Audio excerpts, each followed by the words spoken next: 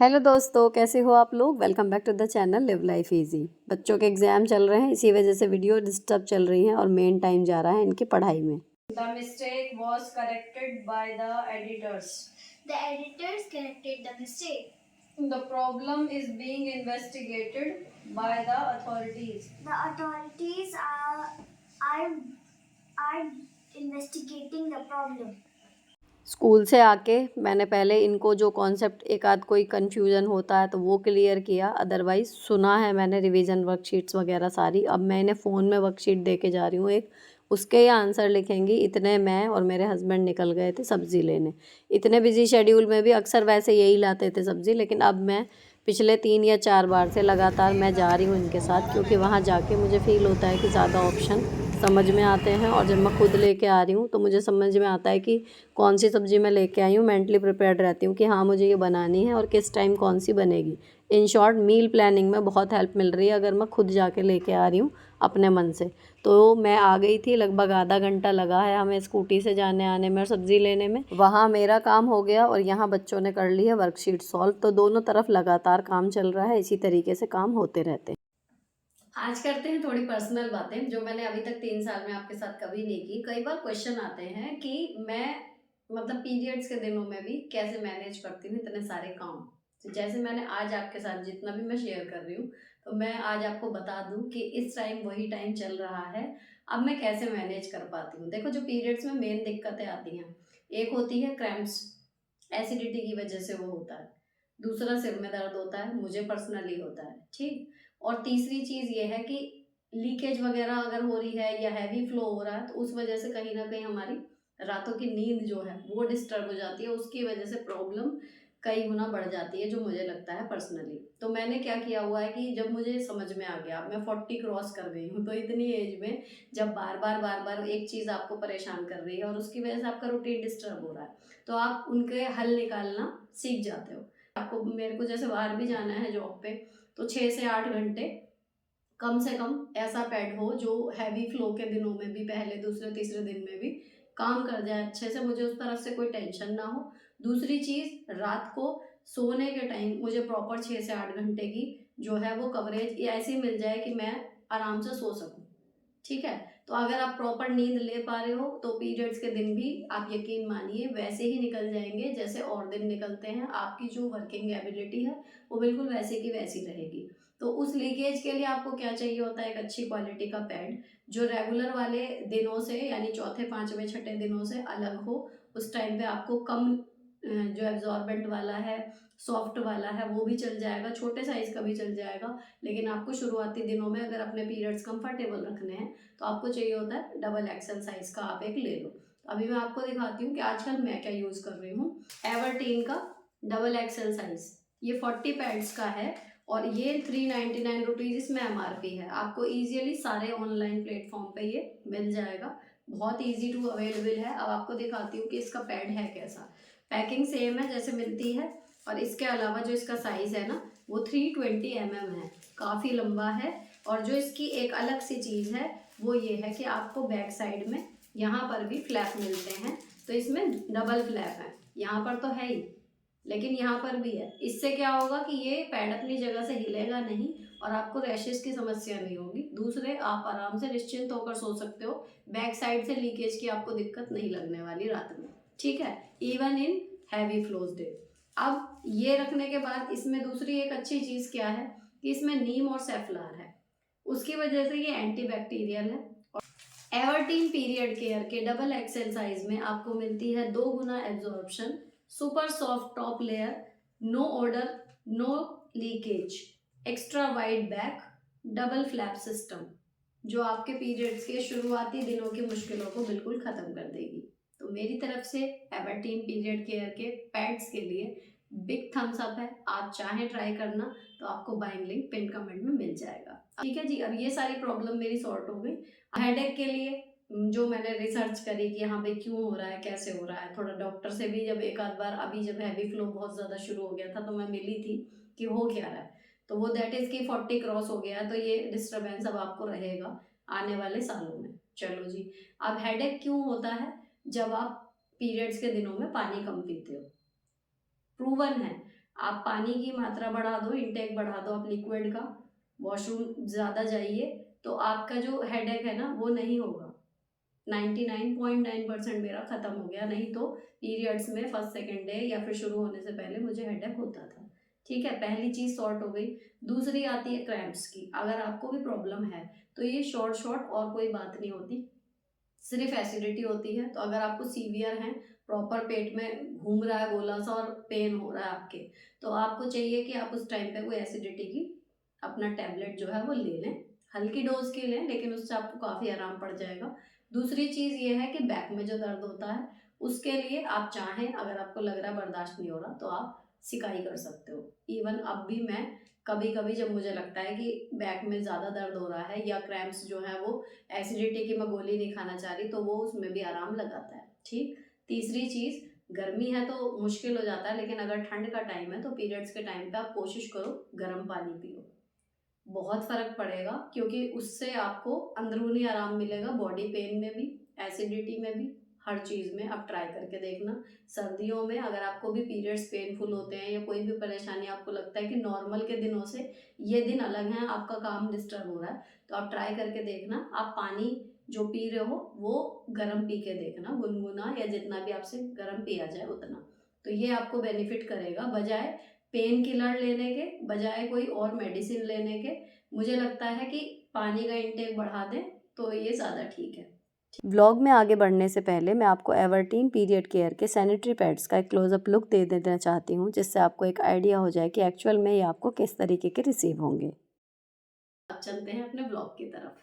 अब बच्चों को नेक्स्ट वर्कशीट दे के सॉल्व करने के लिए मैं आ गई थी ऊपर, क्योंकि इतने वो करेंगे, इतने मैं यहाँ पर अपना काम कर लूँगी। अब पीरियड्स के जो मैंने आपके साथ केयर टिप्स शेयर किए हैं, सारी चीज़ें उन्हीं के अप्लाई करने की बदौलत ये रहता है कि मैं ऐसे टाइम पे भी अपने फिज़िकल टास्क सारे ही प्रॉपर रेगुलर डेज़ की तरह कर पाती हूँ।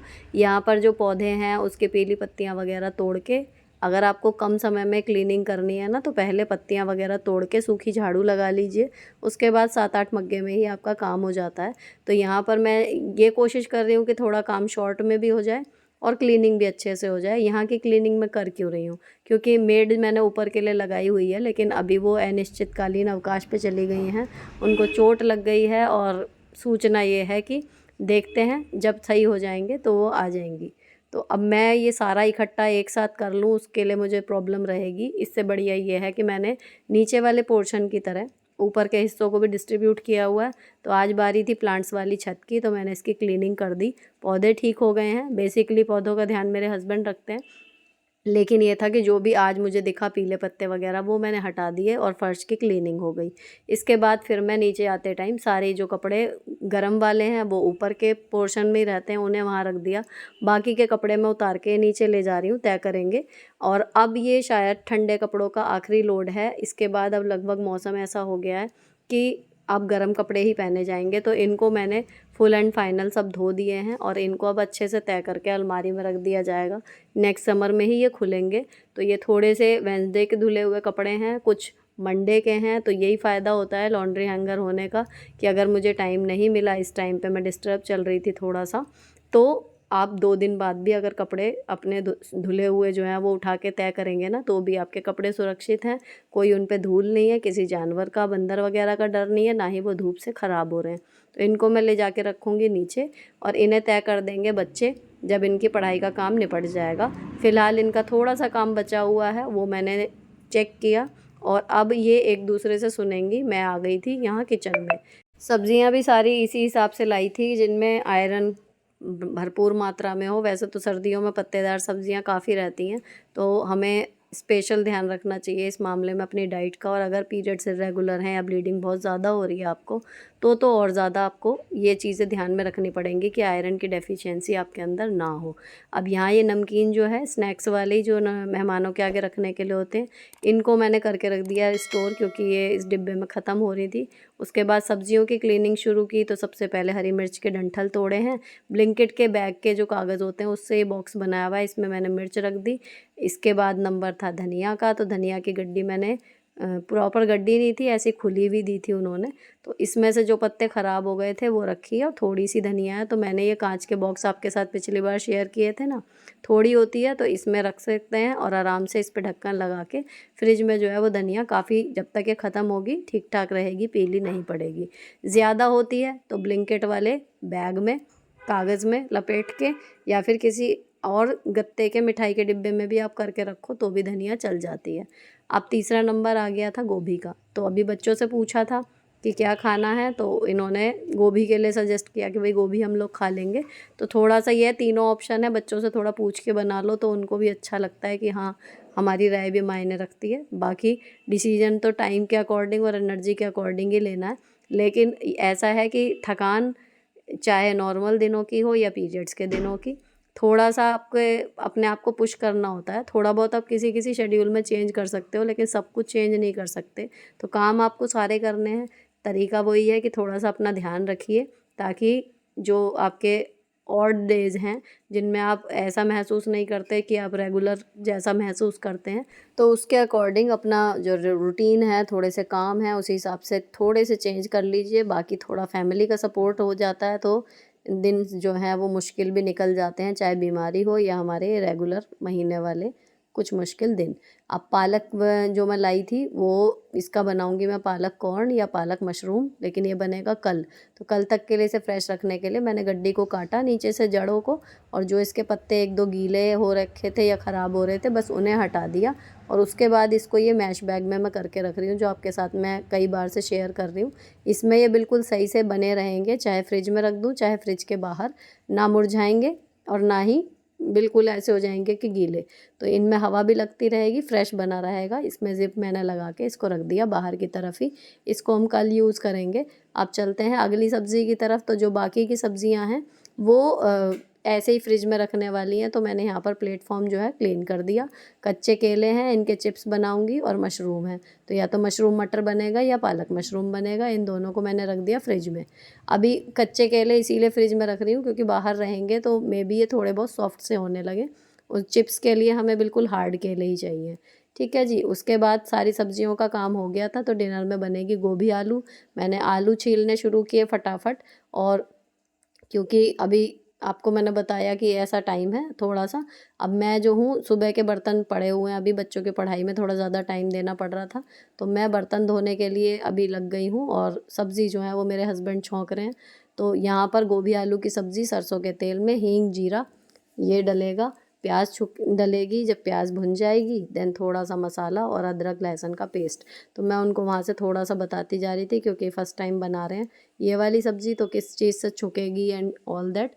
और बाकी मैं उधर धो रही थी बर्तन, क्योंकि अभी एक बार सारे बर्तन धुल जाएंगे शाम तक के, तो रात की है कि कढ़ाई और रोटी वाले बर्तन रह जाते हैं तो वो फिर भी धुल जाते हैं। क्योंकि एक बार अगर पूरे दिन के थके हुए खाना लेके बैठ जाओ ना टीवी के आगे, उसके बाद फिर उठ के दोबारा धोने के लिए ढेरों बर्तन से अच्छा अगर थोड़े बर्तन हो तो ईजीली हो जाते हैं कि 5 से 10 मिनट में आपकी नाइट वाली किचन क्लीनिंग हो जाएगी।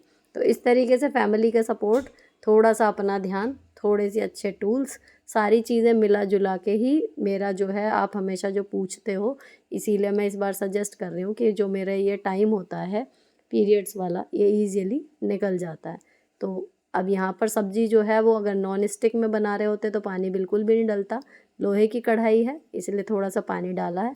इसको ढक के ये रख देंगे, उसके बाद मैं सेक लूँगी खाना जब मेरे बर्तन क्लीन हो जाएंगे। तो फ़िलहाल मैं बर्तन यहाँ पर धो रही थी।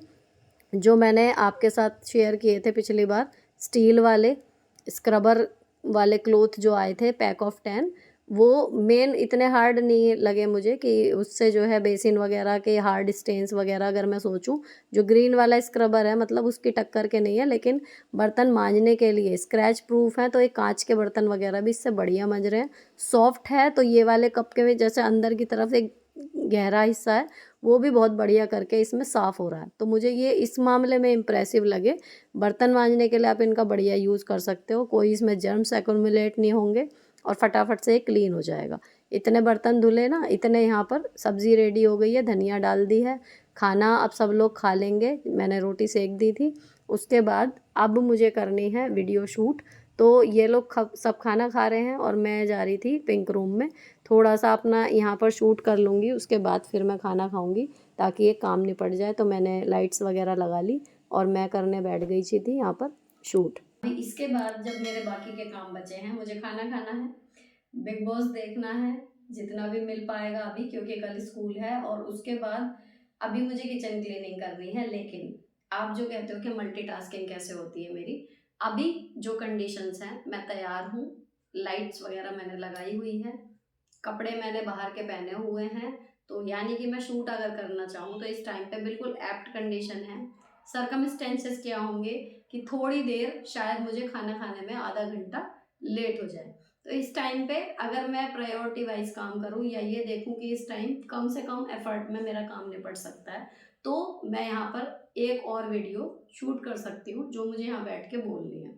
ठीक है, तो मैं इस तरीके से डिसाइड करती हूँ। अपने जो रेगुलर रूटीन के काम होते हैं उनको थोड़ा आगे पीछे एडजस्ट कर लिया, लेकिन अगर कोई काम ऐसा है कि मैं दोबारा से पूरा रेडी होके और फिर मैं बोलूँगी, तो थोड़ा पूरा स्टार्टिंग का जो टाइम है वो मेरा यहाँ पर बच रहा है, तो एक पंथ दो काज वाली जो बात होती है वो हो रही है। तो यहाँ पर अब मैं फटाफट से शूट करूँगी आओ बहन बातें करें का एपिसोड, जो आपको जल्दी ही मिल जाएगा कल या परसों, और इसके साथ ही मेरे 2 काम जो हैं वो निपट जाएंगे। उसके बाद फिर मैं खाना खाऊंगी, अपना टीवी देख के एंजॉय करूंगी, क्योंकि बच्चों का एग्ज़ाम निपट चुका है, उनकी पूरी तैयारी करा दी है, एक तरफ से सॉर्टेड हो गए, खाना बन चुका, तीनों लोग खा चुके, तो मैं जब अब खाना लेके बैठूंगी तो मैं तसल्ली से अपने सारे काम निपटा चुकी होंगी और आराम से अपना शो एंजॉय कर सकती हूँ। तो इस तरीके से आप भी कामों को प्रायोरिटाइज कीजिए और देखिए कि थोड़ा सा अगर आपका एफर्ट बढ़ रहा है लेकिन उसका जो रिजल्ट है वो बहुत ज़्यादा बढ़ रहा है,